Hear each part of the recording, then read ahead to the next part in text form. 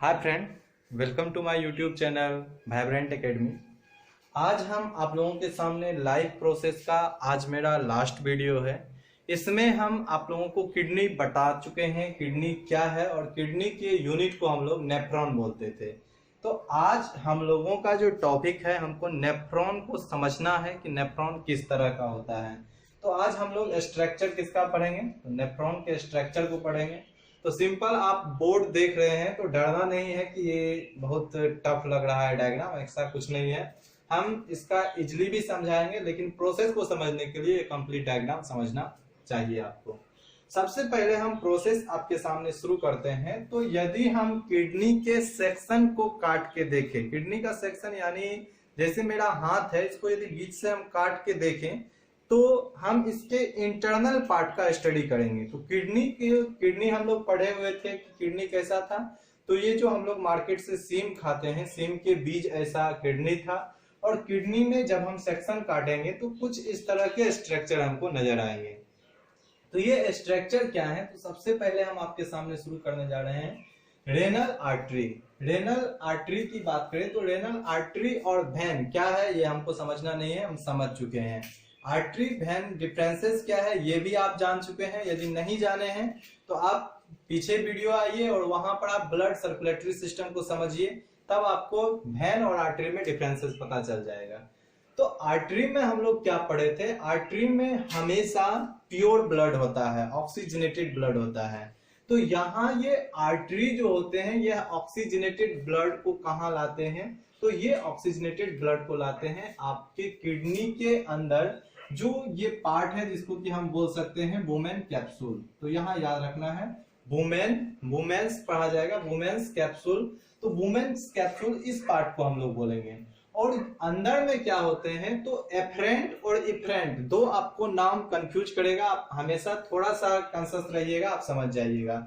Efferent किसको बोलेंगे, तो एफरेंट में प्योर ब्लड आते हैं। और प्योर ब्लड इसलिए आते हैं क्योंकि ब्लड में जो आपका लेवल है, चाहे वो सोडियम हो, यूरिक एसिड हो, यूरिया हो, प्रोटीन हो या नाइट्रोजनी या फिर बोल सकते हैं कार्बनिक, जो भी मटेरियल है उनके लेवल को ये कहाँ लाते हैं, तो ये वुमेन कैप्सूल्स में लाते हैं। और वुमेन्स कैप्सूल में एफरेंट रेनल आर्टरी क्या करते हैं, वो एक माइक्रो ट्यूब बनाते हैं, बहुत सारे माइक्रो ट्यूब जुड़ के यहाँ ग्लोमेरुलस बनाएंगे। तो ग्लोमेरुलस क्या है, ये एक ट्यूब का जाल है कि बहुत सारे ट्यूब जो कि एफरेंट आर्टरी आते हैं और एफरेंट आर्टरी क्या बनाते हैं, तो इफरेंट आर्टरी बनाते हैं। तो एफरेंट इफरेंट यहाँ सिर्फ ए आ जाएगा, यहाँ ई आ जाएगा।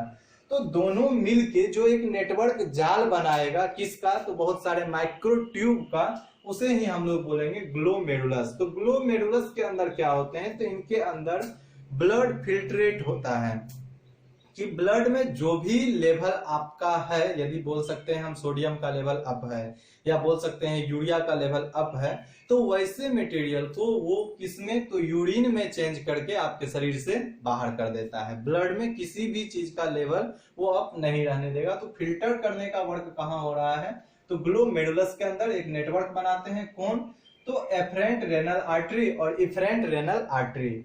उसके बाद ये एफरेंट से इफरेंट में कन्वर्ट हो जाते हैं और इफरेंट आगे जाके क्या करते हैं, तो इफरेंट आगे जाके आपको एक यहाँ जाल नजर आ रहा है कि बहुत सारे नर्व आपस में जुड़ के एक जाल बनाए हैं, जिसको कि हम बोल सकते हैं कि यहाँ यूरिनरी फेरस ट्यूब बोला गया है, यूरिनी फेरस ट्यूब। तो यूरिनी फेरस ट्यूब क्या है, तो यूरिन का पार्ट है कि ये यूरिन को क्या करते हैं, एक माइक्रो ट्यूब बहुत सारे आपस में जुड़ के क्या करते हैं, तो कैपिलरी नेटवर्क बनाते हैं, यानी एक जाल जैसा कैपिलरी नेटवर्क बनाते हैं। और कैपिलरी नेटवर्क में ये सारे जो आपका यूरिन आया, मतलब ब्लड आया, ब्लड को कन्वर्ट किसमें कर देता है, यूरिन में कन्वर्ट करते हैं, जो बेस्ट प्रोडक्ट है। और बेस्ट प्रोडक्ट को ये कहां से बाहर करेंगे, तो ये आपका देख रहे हैं रेनल बोल सकते हैं पोर्टियल वेन। तो रेनल पोर्टियल वेन की बात करें तो यहाँ सिंपल आपको ये समझना है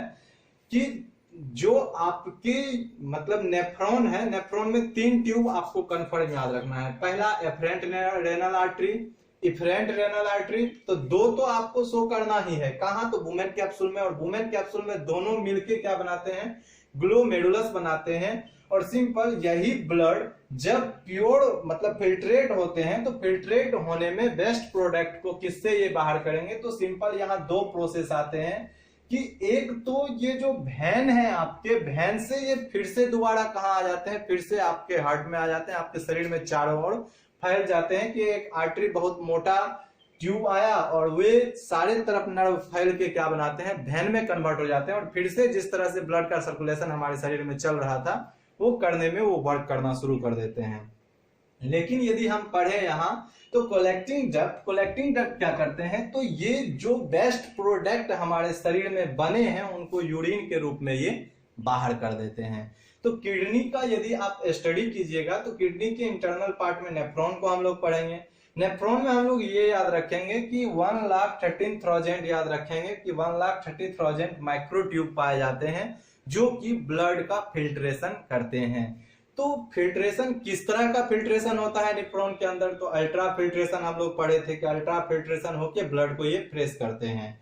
नेक्स्ट यदि बात करें तो थोड़ा थोड़ा यहाँ पर पॉइंट हमारा ये बनता है कि आप यदि बोलिएगा कि कुछ इजी डायग्राम, जैसे यदि हम एग्जाम में भूल गए, इतना हमको याद नहीं है, फिर भी हम चाह रहे हैं कि हम डायग्राम बनाएं, तो उसके लिए भी मेरे पास सॉल्यूशन है। उसका सॉल्यूशन हम इस तरह से कर सकते हैं कि सिंपल एक रफली इसको हम साफ कर सकते हैं। 1 मिनट। हाँ देखिए, इस डायग्राम को साफ कर रहे हैं। यदि आप फिर से देखना चाहते हैं तो वीडियो को थोड़ा पीछे कर दीजिएगा। एग्जाम में यदि आप डायग्राम भूल गए और आपको बनाना है तो वैसे कंडीशन में आप किस तरह का बनाइएगा? तो सबसे पहले हम वुमेन कैप्सूल को बना देंगे। वुमेन कैप्सूल बहुत आसान है, वुमेन्स कैप्सूल पढ़ा जाता है। इस तरह से हम करेंगे, इस तरह का डायग्राम बनाएंगे और इसके अंदर दो ट्यूब को हमको ला देना है। पहला इतना मोटा नहीं लेंगे, सॉरी, यहां और फिर दूसरा यहां से, इतना काम कर देंगे। और इसके अंदर क्या करेंगे? तो एक जाल बना देंगे। जाल बना देंगे ताकि हम ये बताना चाह रहे हैं कि ये नर्व आपस में एक दूसरे से जुड़े हुए हैं। इस तरह से हम बना देंगे। अब हमको नाम बताना है, तो ऊपर वाले इस वाले को हम बोल सकते हैं कि ये एफरेंट है, और इस वाले को हम बोल सकते हैं, सॉरी, ऊपर वाले को हम बोल सकते हैं इफरेंट है। दोनों नर्व हमारा क्लियर हो गया। बीच वाले पार्ट को हम फिर से बोल सकते हैं क्या? ग्लोमेरुलस है। और वुमेन कैप्सूल ये है ही।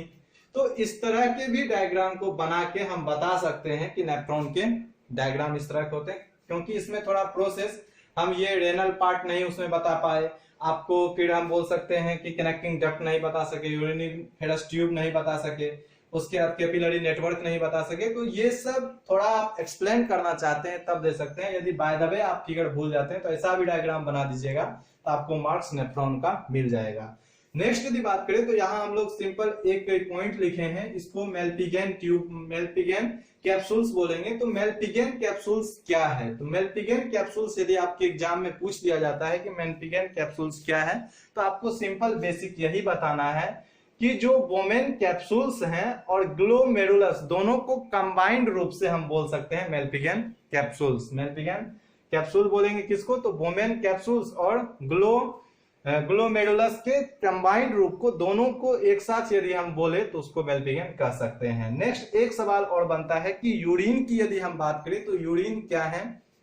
तो ये हमारे शरीर में जो भी नाइट्रोजनी मटेरियल है उनको ये शरीर से बाहर करते हैं। एज लाइक प्रोटीन हो सकता है, अमोनिया हो सकता है, यूरिक एसिड हो सकता है, यूरिया हो सकता है। तो सिंपल ब्लड का यदि कलर पूछा जाए तो ब्लड क्या रहते हैं? ये ट्रांसपेरेंट रहते हैं कि इसमें कोई कलर नहीं रहता है। लेकिन कभी कभी ब्लड में एक कलर देखने को मिलता है कि जो पीलापन रहता है वो किसके कारण रहेगा? तो एक पिगमेंट वहां काम करता है, क्या?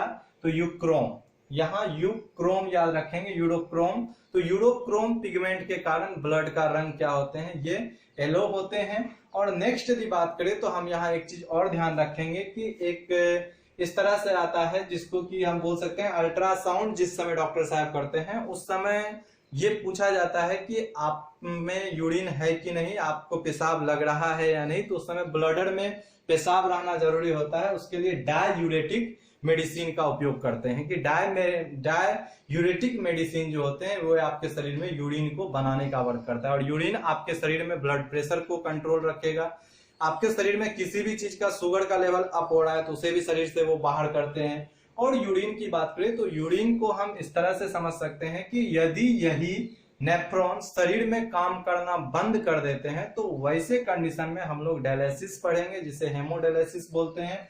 हेमोडायलिसिस एक बोल सकते हैं आर्टिफिशियल टेक्नोलॉजी है, जिसमें कि यदि आपके शरीर में किडनी खराब हो जाते हैं तो फिर से ये सेलुलोज के बने हुए रहते हैं जो बाहर से मशीन लाए जाते हैं, और यही आपको एफरेंट रेनल आर्टरी और इफरेंट रेनल आर्टरी प्रोसेस में एक आर्टरी से और दूसरा वेन में कनेक्ट करके ब्लड को प्रेस किया जाता है और उससे यूरिन निकाला जाता है। तो ये बाहर में जो आपके एनसीईआरटी बुक में भी नीचे में दिया गया है थोड़ा एक्सरसाइज में।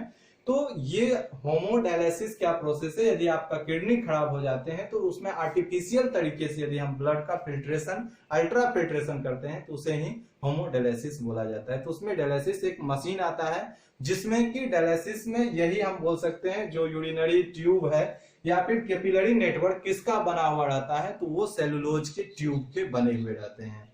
तो आशा और उम्मीद है कि फर्स्ट चैप्टर आपका जो लाइफ प्रोसेस का था ये आप समझ पाए होंगे, और कोशिश कीजिएगा खुद से एक बेहतर नोट लिखने का, और वीडियो को समझ के थ्योरी अपने माइंड में बार बार रिकॉल करते रहिए और उसको एक्सप्लेन करने का भी कोशिश कीजिए कि हम उसको बोल सकें। Thanks for watching this video.